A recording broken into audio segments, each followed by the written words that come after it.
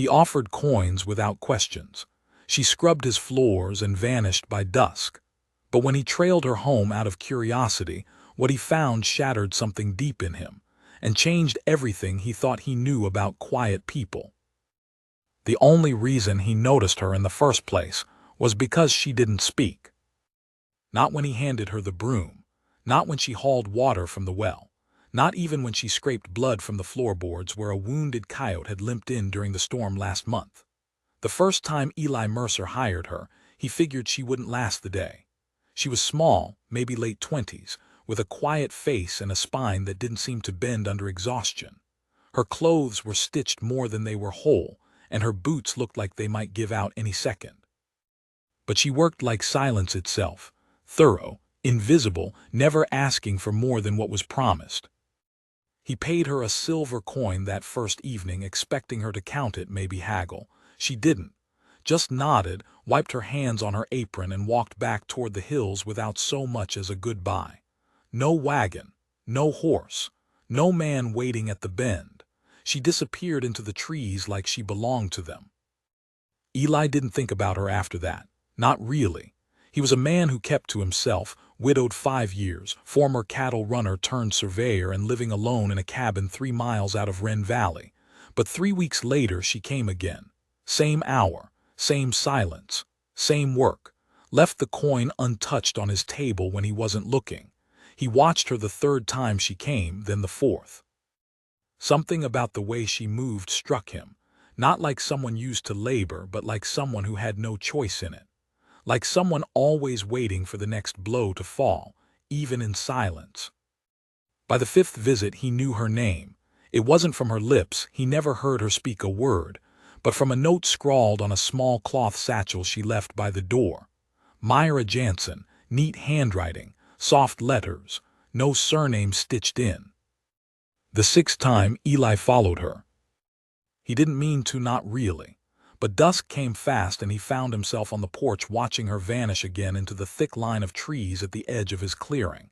There was no trail he could see, no road a wagon might take, just dense brush and hills. He saddled his horse and told himself he was just riding to check the north fence. He'd turn back, maybe wave if she looked over her shoulder, but she didn't. She never looked back. The trail she took wound sharp and narrow, barely wide enough for a man on foot. He dismounted halfway and walked the rest. It was almost dark by the time he crested the last ridge, and then he saw it. Not a home, not even a shack, just a hovel tucked beneath the remains of an old miner's shed. The roof was patched with tarps. Smoke snuck from a crooked chimney like a dying breath. Children. 5 of them. The oldest couldn't have been more than 10. The youngest was still toddling in bare feet through frozen dirt. Myra was inside, her silhouette flickering behind torn curtains, stirring something in a dented pot. Eli stood there too long, not moving, not breathing, just watching the life that bloomed like weeds in the cracks of ruin. Then the toddler tripped. A sharp cry, then silence. Myra rushed out barefoot, swept the child into her arms, cooed something, words Eli couldn't hear. She kissed the boy's forehead and carried him inside. The other children moved like clockwork, gathering firewood, fetching water from a near-frozen stream, mending torn blankets. Not a single complaint, not a single cry of hunger, just motion, survival. Eli left without saying a word. The next morning he nailed a sack of flour to her doorframe, left without waiting for thanks. A week later it was gone. The week after that she showed up again at his cabin, said nothing, cleaned everything. Left the coin untouched. Only this time before leaving she paused at the door, just for a moment, looked back, then gone. By the end of that month, he'd stopped pretending he wasn't watching the trail. He started leaving extra on the table. Biscuits wrapped in cloth, a jar of honey. She never took more than one thing. Once she left a note, "Please stop." That was all, not angry, just quiet, final. So he stopped, or tried to. But one day the boy came. 10 years old, maybe. Soot-streaked, with a voice too hoarse for someone that small. He knocked like he'd practiced, like he'd rehearsed the rhythm. Eli opened the door to see the boy clutching a basket of eggs and a note. "For the help. That's all we can give." "Thank you," the boy said. Then he turned and left before Eli could speak. That night it snowed hard, the kind of snow that crushed roofs and killed cattle. Eli sat up near the fire staring at the closed door. Myra didn't come the next morning, nor the next. On the third day he couldn't sit still. He saddled his horse before dawn and rode until the trail narrowed again. This time he didn't wait on the ridge. The roof had collapsed. Just the corner, but enough. Smoke no longer curled from the chimney. The children were huddled beneath thick quilts inside, eyes wide and watchful. Myra was not among them. "Myra," Eli called softly. No answer. He stepped inside. Heat still lingered from embers buried deep in ash. One of the younger girls blinked up at him, wide-eyed, clutching a doll missing an arm. "Mama went for help," she whispered. "When?" The boy, older now, protective, stood beside her. "Yesterday, said she'd come back by night." She hadn't. Eli didn't wait. He rode toward the main trail, searching every path she could have taken. It was near dusk when he found her, curled beneath a fallen pine, her leg twisted and her arm bent wrong. She was conscious, barely. Her lips cracked, blood on her sleeve. "I was coming back," she murmured. Eli didn't speak, just lifted her gently and carried her to his horse. When he brought her into the cabin, the children gasped. He had brought them all, loaded into a cart, bundled in quilts, silent and stiff with fear. Now they sat huddled by the fire as Myra slept on his bed, pale and still. It was the first time Eli Mercer let anyone else inside his home, since his wife died 5 years ago. It wouldn't be the last. The snow didn't let up for 3 more days. Each morning, Eli rose early and stoked the fire before the cabin lost what little heat it had held through the night. He made oats when there were oats, boiled water when there wasn't, and tried not to look too long at Myra sleeping in his bed, her brow glistening with fever, her arm splinted with a piece of kindling and tied in place with one of his old shirts. The children never asked him questions. They just existed around him, soft-footed and solemn, like shadows with names. The oldest, Nathan, was 11 and already half a man in how he spoke and carried himself.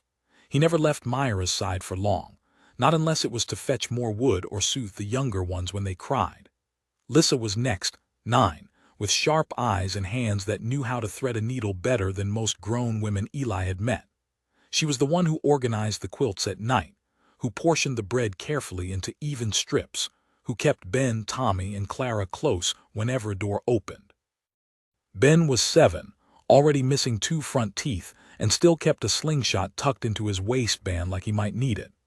Tommy was barely 5, skittish and soft-voiced.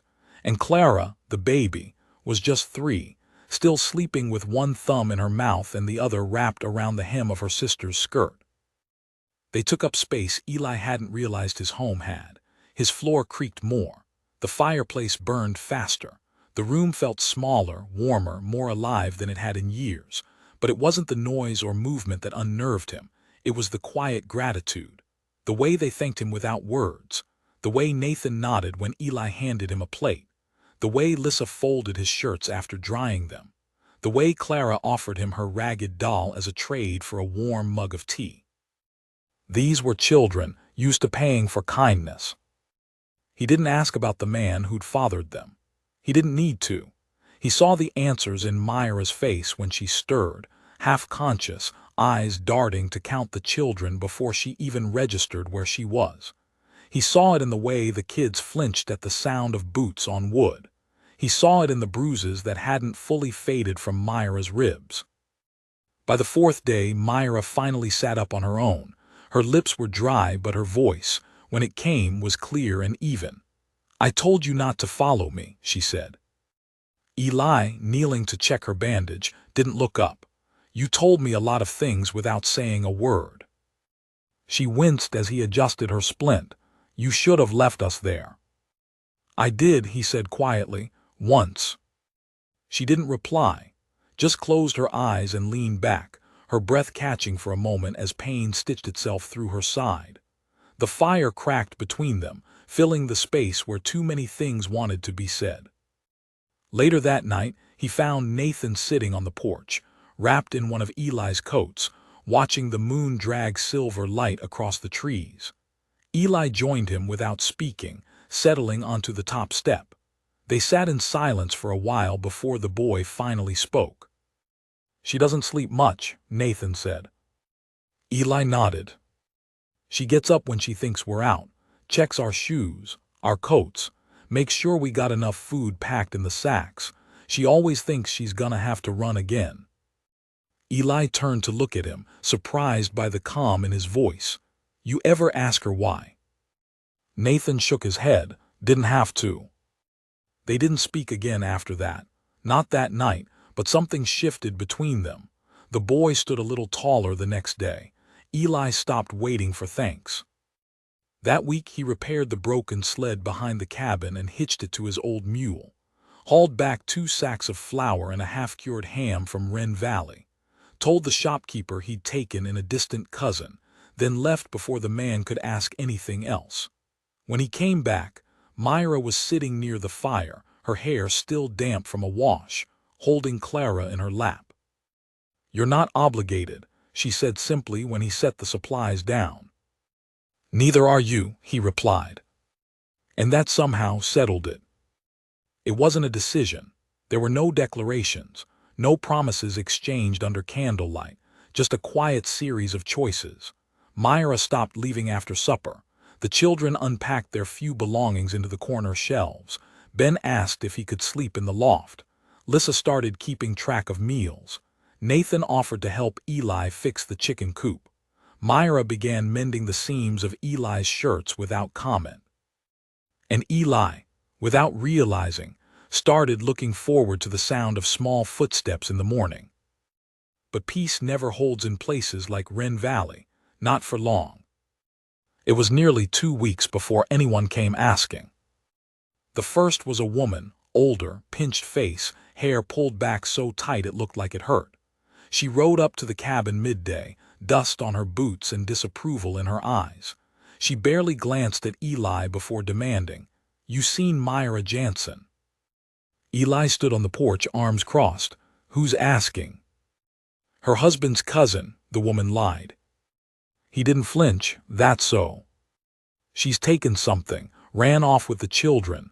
Man,'s been beside himself looking. Eli said nothing, just let the silence stretch until the woman's eyes narrowed. "You hiding her?" she asked flatly.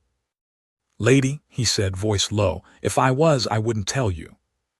She left in a huff, but Eli watched her until she disappeared down the trail, and then rode out himself the next morning, taking the long route through the hills, checking for fresh tracks, listening for distant hooves. He told Myra that night what happened. She didn't cry, didn't panic, just pulled her children close and whispered something in a language Eli didn't know. The next day, he built a hidden latch on the trapdoor in the pantry, just in case. But for a time after that, things settled again. Spring tried its best to shake off the last of the frost. Myra began moving easier. Her arm still ached, but she used it without complaint. She planted small roots in the back garden. The children laughed more. Clara started calling Eli Papa by accident. The first time she said it, Myra froze like she'd been slapped, but Eli just smiled and touched the girl's hair.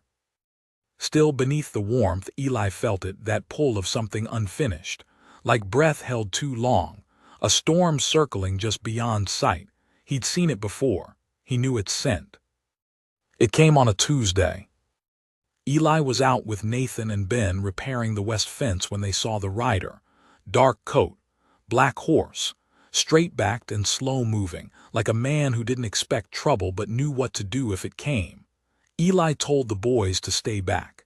He stepped out onto the trail just as the man pulled up his reins. "You Mercer?" the rider asked. "I am. I'm looking for Myra Jansen." "What for?" "She's mine," the man said, calm as water. "Took my kids, took my name, thinks she can disappear." Eli felt something cold twist low in his chest. "She's not yours," he said.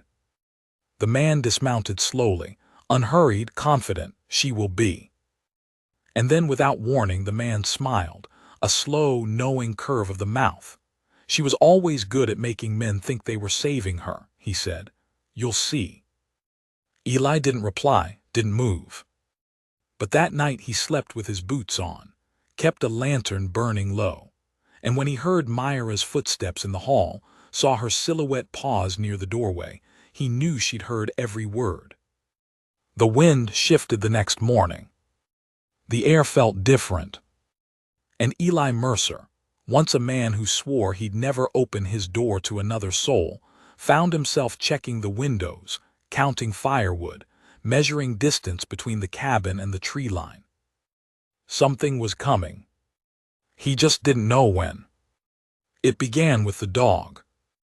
Eli hadn't kept one in years, not since the cattle days when a good dog could mean the difference between a quiet night and a slaughtered pen. He hadn't needed one, not until now. So when Nathan came back from the northern ridge with a half-starved mutt trailing him, ribs sharp and eyes watchful, Eli didn't ask questions. He just nodded. "We'll call him Scout." Scout proved useful quick. Alert, quiet, smart enough to know not to bark unless it mattered. He stayed close to the porch, eyes fixed on the horizon. Lissa took to brushing his coat each evening. Ben fed him scraps and declared him their protector. But it wasn't the dog that made Eli feel safer. It was the look Myra gave it, like something old in her had finally unclenched. She was changing. That was the hardest part to ignore. Not into someone else, but into herself. The way her spine straightened, the way she smiled when she thought no one was watching, the way she began humming softly as she folded clothes, her voice nearly lost beneath the crackle of firewood. She still didn't speak much, but when she did, it landed with weight. Not fear, not hesitation, just truth. "Your fence is weak on the eastern side," she said one morning, not long after the snow melted. "Foxes'll find the chickens if you don't patch it." Eli glanced over his shoulder, surprised. "I thought you didn't care for the animals." "I care about breakfast." And that was that. But something else shifted that week too, something less visible. The children were thriving, yes. Nathan even laughed out loud once, and Eli watched Myra's head whip around at the sound like she couldn't quite believe it. Clara had begun drawing little stick figures with wild yellow hair and big square homes. Even Tommy stopped hiding behind chairs when strangers passed by on the trail. But Myra, she was quieter now in a different way. Not guarded, not afraid, just distant. She was planning something. Eli knew the signs. He had once prepared to leave everything he owned behind. Knew how people looked when they started measuring weight in terms of what they could carry. So he waited. He didn't ask. But he noticed the way she moved slower through the cabin, the way she folded maps she didn't used to read, the way her eyes lingered too long on the hills beyond the ridge. Then one night he heard her crying. Not loud, not broken, just a quiet, trembling kind of grief muffled behind the bedroom door. Eli didn't enter. He sat on the floor near the fire instead, his back against the wall, Scout curled at his feet. He didn't sleep. Neither did she. The next morning she was gone. Not far, just up the trail near the creek. She was kneeling by the water, her hands in her lap, hair braided tight. She looked up as Eli approached, but didn't move. He sat beside her on the frozen earth and said nothing. "I thought about leaving," she said finally, "taking them and walking west, disappearing again." Eli kept his eyes on the water. "Why didn't you?" She drew in a slow breath. "Because I think you'd deffollow." "I would." She nodded. "And I'm tired of running." Silence stretched between them, not uncomfortable but full of the weight that comes from shared understanding. Myra picked up a smooth stone, turned it in her hand, then set it gently in the current and watched it disappear. "That man," she said, "the one who came asking for me, his name is Roland Jansen. My husband by law, not by choice. He wasn't always cruel, just proud, the kind of pride that spoils if left unchecked." Eli said nothing. He didn't want a wife, she continued. He wanted obedience. I gave it for a while, then I gave him children. That's when he got worse. Her voice didn't shake, but her fingers dug into her skirt as she spoke. He'd leave for days, come back angry. I never asked where he went. I only asked that he leave the children out of it. She looked up then, eyes hard and clear. He didn't. Eli's jaw tightened. I took them one night while he was gone, left a note, said I hoped he'd never find us, but men like him don't let go of what they think they own. Eli turned toward her. You're not his anymore. She looked at him for a long time, then nodded once. I'm not. They walked back in silence, the children already setting the table for breakfast. Lissa handed Myra a cup of tea without asking where she'd been. Nathan was trying to teach Ben how to tie knots. Clara had drawn another picture, this one of the cabin, with 6 little figures out front, one holding a stick and the other holding what looked like a loaf of bread. Myra smiled at it for a long while before setting it gently on the mantel. Eli didn't tell her that Roland Jansen had returned. Not yet. He'd seen him 2 nights earlier, just beyond the ridge, watching from the trees. Eli had crept out with Scout, rifle in hand, but the man had vanished before he could reach him, left behind a single crushed cigarette and a footprint in the mud. He hadn't told Myra because fear could break what little peace they'd managed to build, but he knew time was short. So he prepared. Fixed the locks on the doors, reinforced the shutters, dug a second trench behind the barn and taught Nathan how to signal with smoke if he ever saw a rider coming. He told the children they were playing games.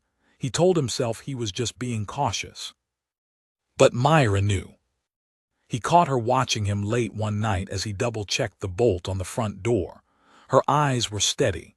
No panic, just the acceptance of a woman who'd lived too many years in uncertainty. You think he's close, she said. I know he is. She didn't ask why he hadn't told her, didn't accuse him of trying to protect her. Instead, she walked over and picked up the rifle leaning near the door, checked the chamber, looked down the sight. I won't run again. Eli nodded. You won't have to. The next morning, Roland came. Not alone. 2 men rode beside him, one tall and grim-looking, the other young and jittery. They stopped 50 yards from the cabin.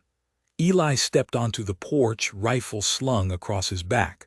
Myra just behind him, her arm no longer splinted, her stance calm. Roland removed his hat and smiled. Myra, he said, voice slick and low, you look well. She didn't answer. I've come to take you home. You never gave me one, she replied. Roland's smile slipped. You're making this harder than it has to be. Eli stepped forward then. You're not welcome here. Roland's eyes flicked toward him, amusement simmering beneath the surface. You think you matter to her. Eli's voice was quiet. I know I do. There was a beat of silence, then Roland nodded as if deciding something. You'll regret this, he said. I already regret ever letting her go, Eli replied. Roland's hand twitched toward his coat. Myra didn't flinch. Neither did Eli. But Roland didn't draw. He just sneered, turned his horse, and rode off without another word, the 2 men flanking him like shadows. Eli exhaled slowly. He'll be back. I know, Myra said, but next time we'll be ready. And for the first time since she'd arrived, she reached for his hand, not out of desperation, not out of fear, but as a choice. One that neither of them would walk back from. The chickens were gone the next morning. All of them, every last hen, every last egg. The coop door had been left wide open, hinges dangling like snapped bone. No prints, no blood, just feathers scattered like snow in the dirt. Eli didn't have to guess. Roland had come back. Not with fists, not with fire, but with patience, with small, sharp slices meant to bleed slowly, meant to wear them down before a final blow. Myra didn't say a word when she saw the wreckage. She just picked up a handful of crushed feathers and dropped them one by one into the wind. Lissa stood behind her, lips tight, fists tighter. Nathan scanned the tree line, jaw clenched. Ben kicked at a loose plank. Clara started crying, too young to understand but old enough to feel the shift in the air. That afternoon, Eli rode into Wren Valley for supplies. Myra stayed behind to mend the fence with Nathan. She didn't want Eli going alone, but she understood the message too well. They couldn't live on fear. Not again.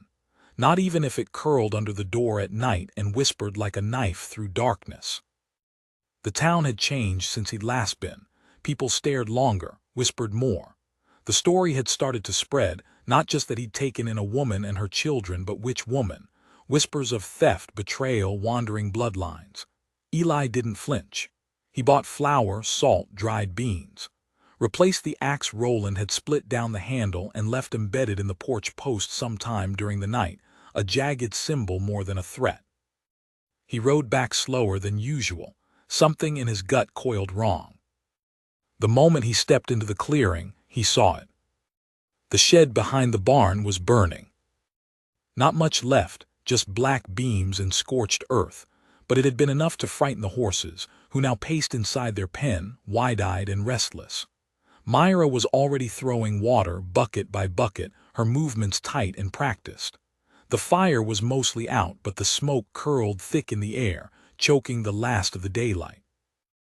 "Where are the kids?" Eli asked, leaping off the horse.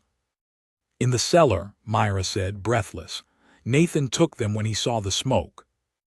"Anyone see who did it?" "No, but they didn't need to." Inside the cabin, nailed to the wall above Eli's bed, was a strip of Myra's old apron. Torn, singed, and tied in a perfect bow. Below it, carved deep into the wood with something sharp, were 3 words. "She is mine." Eli didn't speak. He just stared at it for a long time before turning and walking out. Myra followed him, her expression unreadable. "Do we leave?" she asked. "No," he said. "We make it clear we're not afraid." But fear wasn't the problem anymore. Anger was. The kind that crawled up the spine and settled in the teeth. The kind that didn't scream but waited. Eli wasn't a violent man, not anymore, but he'd lived a life. He fought for things before: land, cattle, respect. This time it was different. This time it was people. This time he wasn't willing to lose. So he started planning. He fortified the cabin not like a fortress but like a haven that could withstand. He moved the children's sleeping pallets closer to the hearth where walls were thickest. He kept his rifle near. Nathan stayed close to the window. Lissa tied bells to the back door with fishing line. Ben started carrying a kitchen knife in his belt like a miniature soldier. Myra didn't object. She didn't coddle them.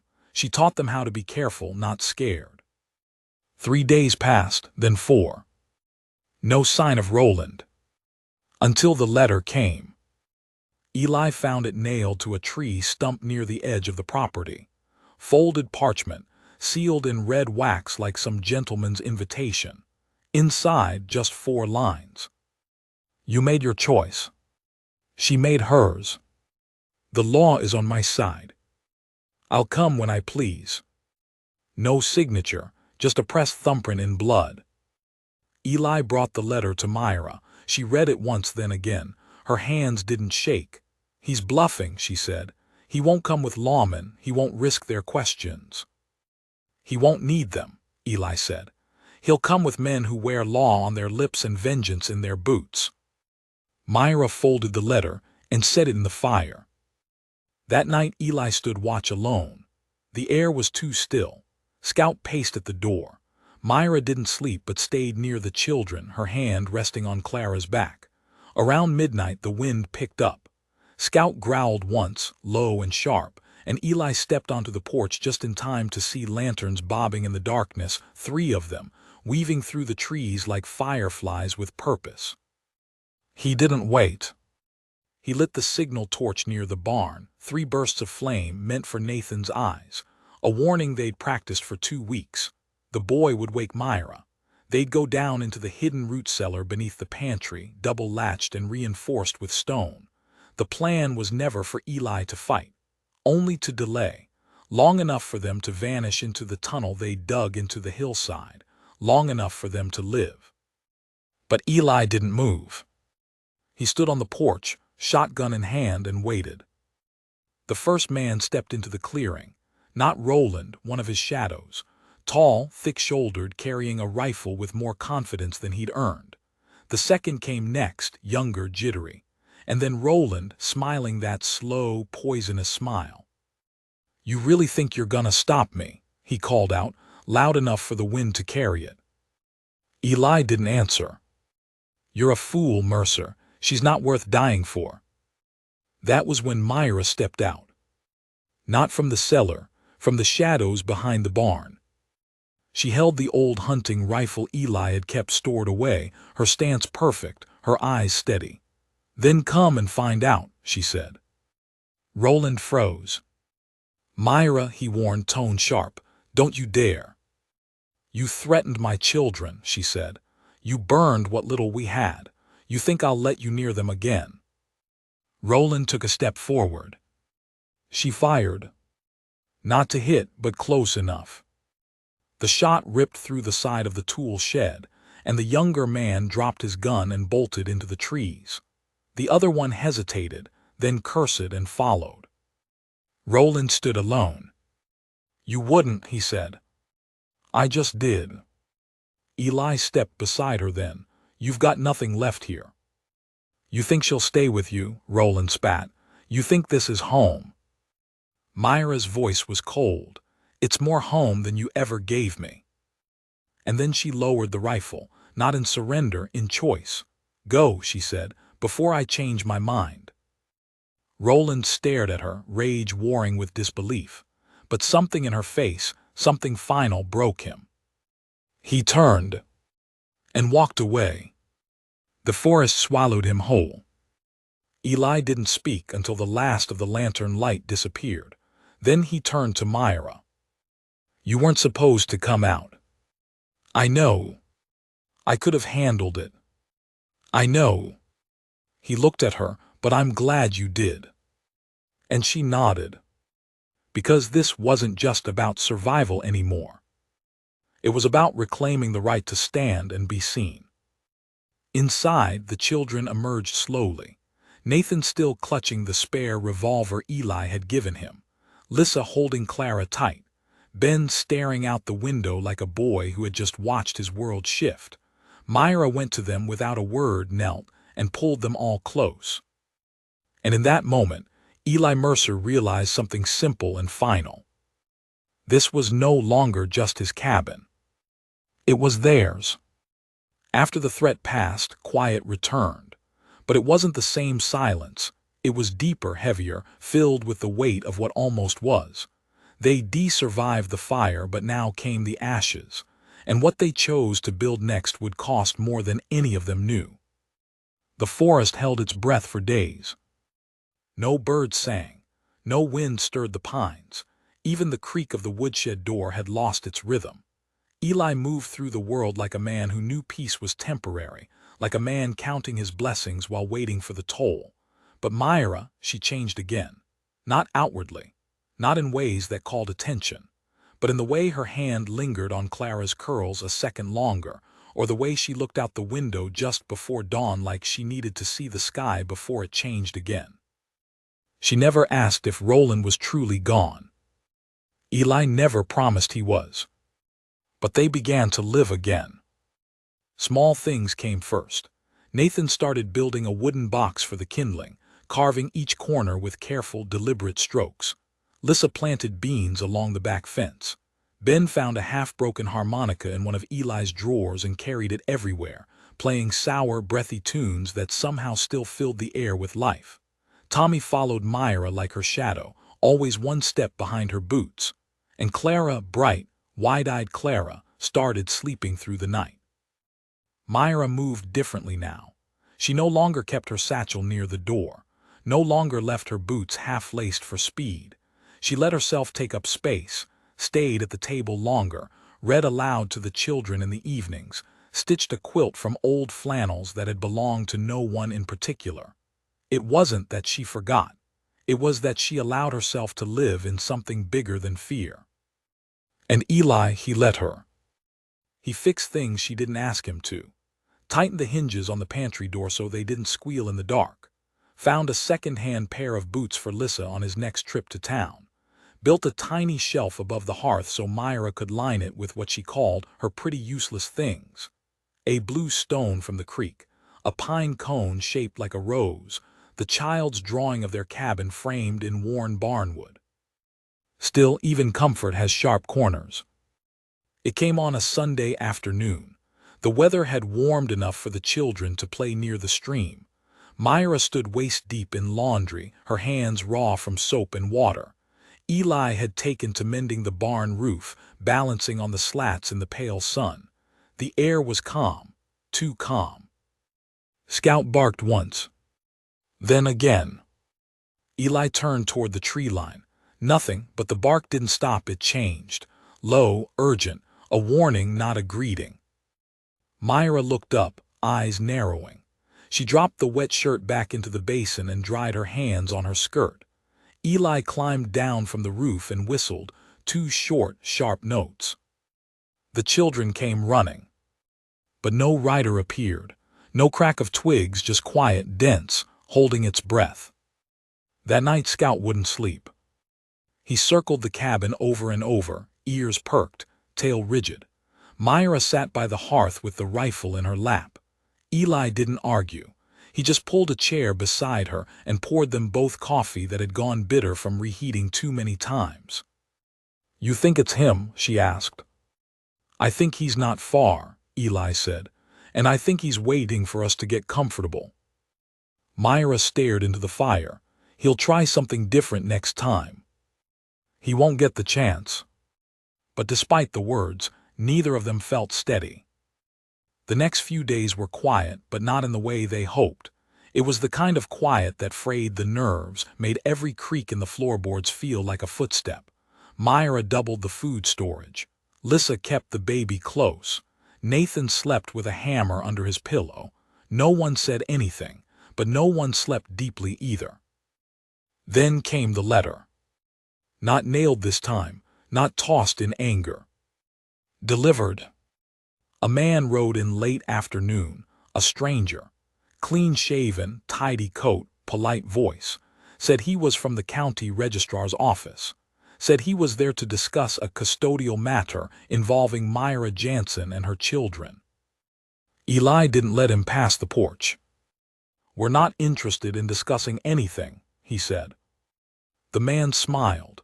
"Ma'am," he said, glancing at Myra behind the screen door, "it might benefit you to hear what the law has to say." She stepped out chin high. "What law?" "Your husband's petitioned the court," the man said smoothly. "He's filed for legal custody on grounds of abandonment and mental instability." Myra laughed, a bitter, sharp sound.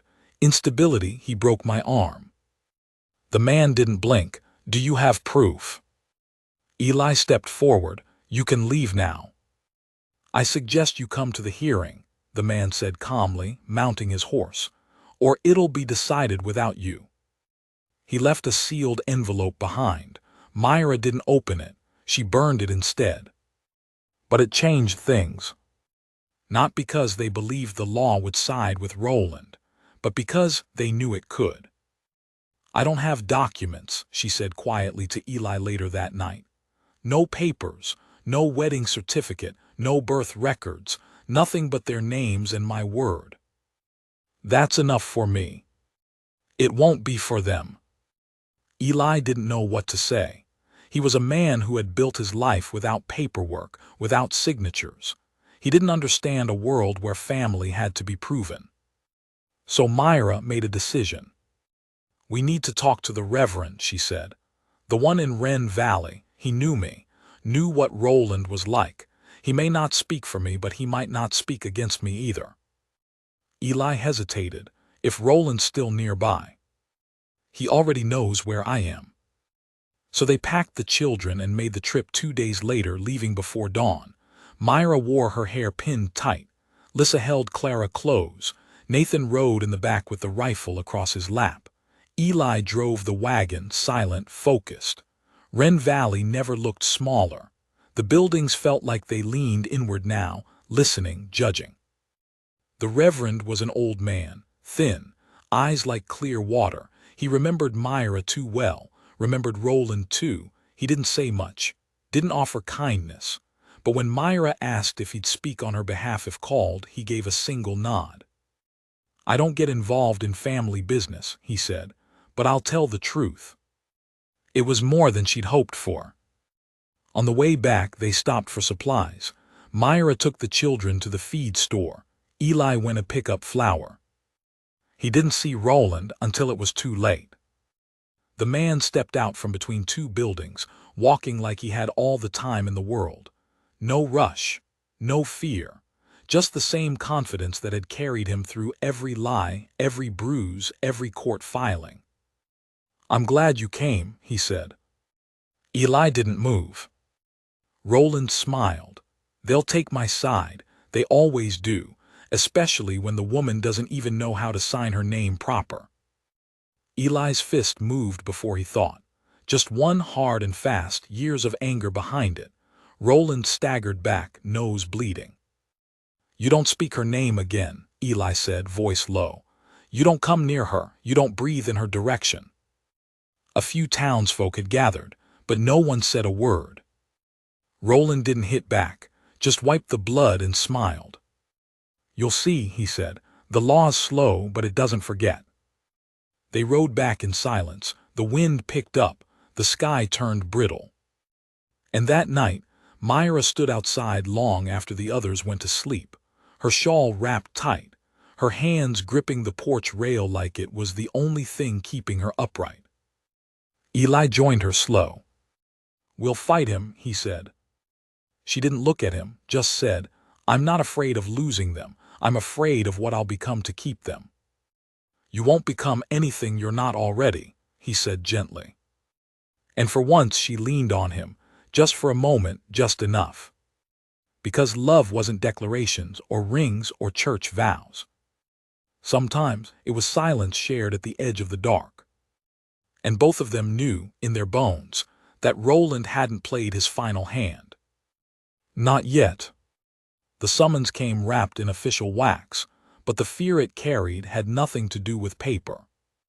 Delivered by stage courier, folded in cream-colored vellum like a wedding invitation.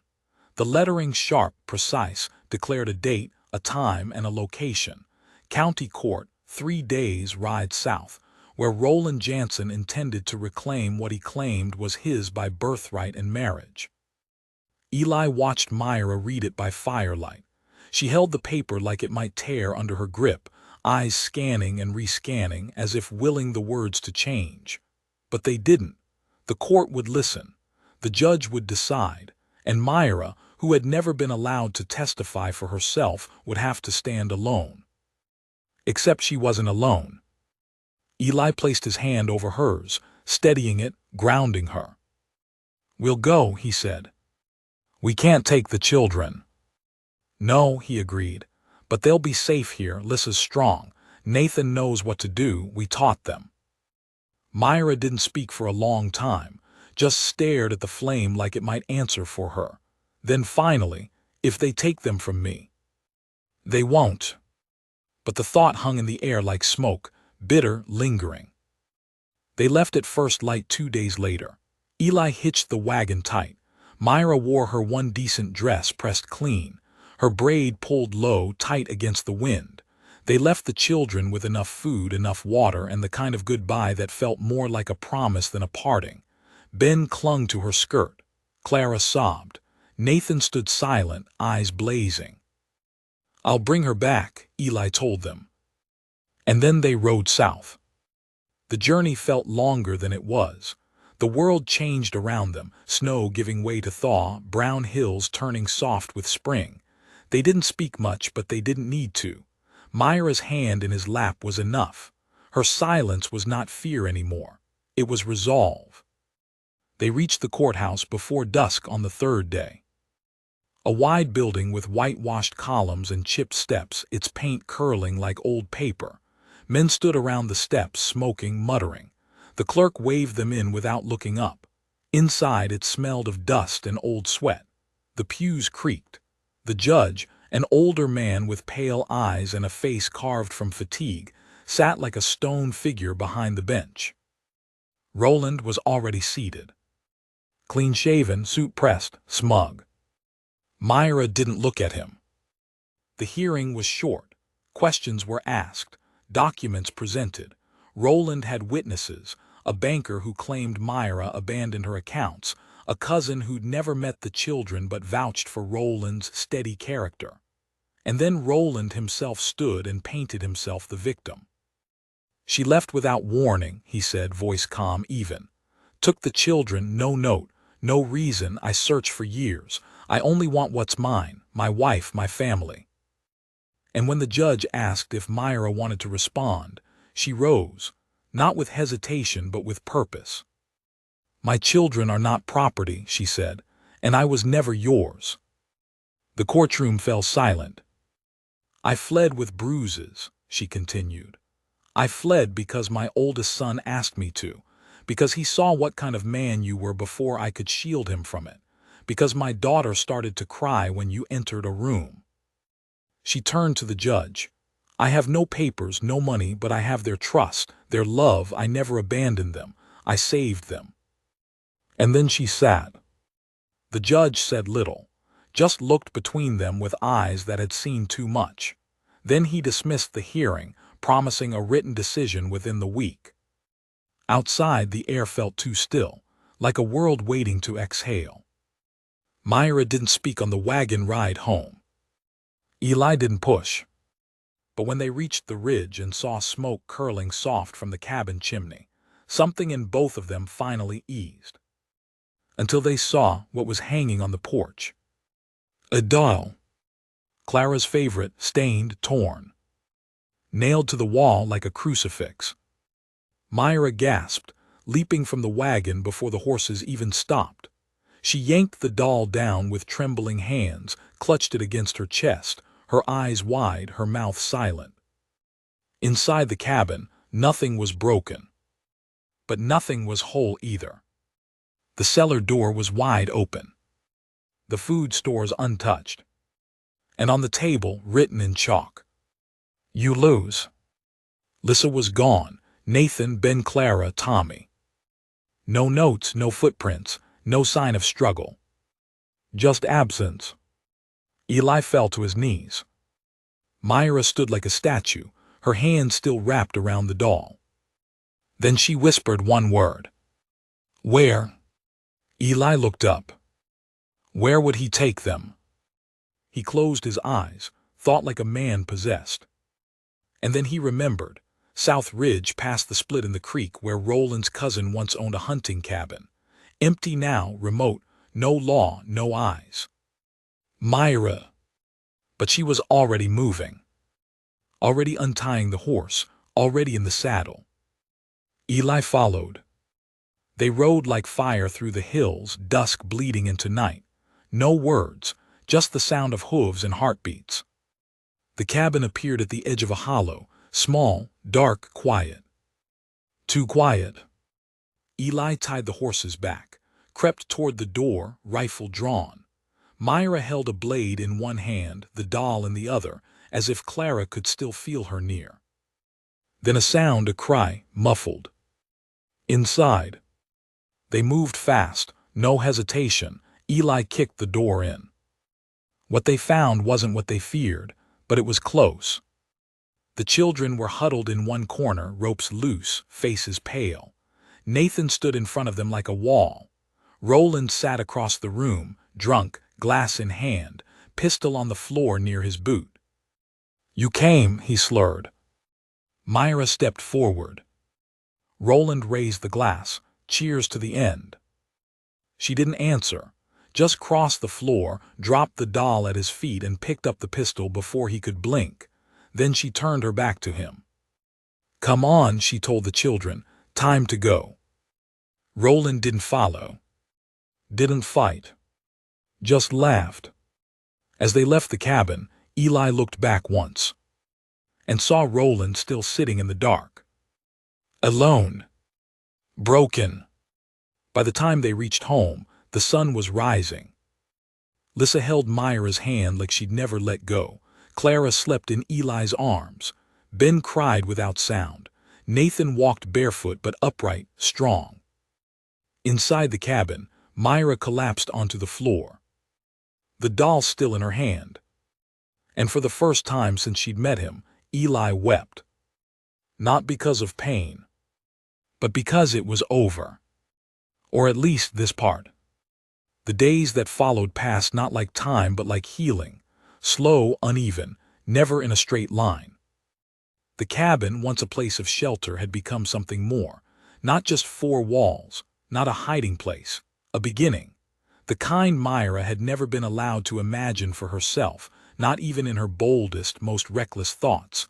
A life where no one had to flinch when boots hit the porch, where doors weren't locked out of fear, where voices didn't echo with dread or silence. The morning after they returned, Myra didn't rise with the dawn. She stayed curled on the floor near the hearth, still in the same dress she'd ridden in, her hand tangled in Clara's curls. When Eli stirred, he didn't wake her. He just pulled a quilt over both of them and started coffee with slow, reverent hands. By mid-morning, Lissa had set to cleaning the front room. Nathan chopped wood with focus and force beyond his years. Ben insisted on sleeping beside Myra, head on her hip like she might vanish if he let her go. And Tommy didn't let go of her hand the whole day, not even when she moved.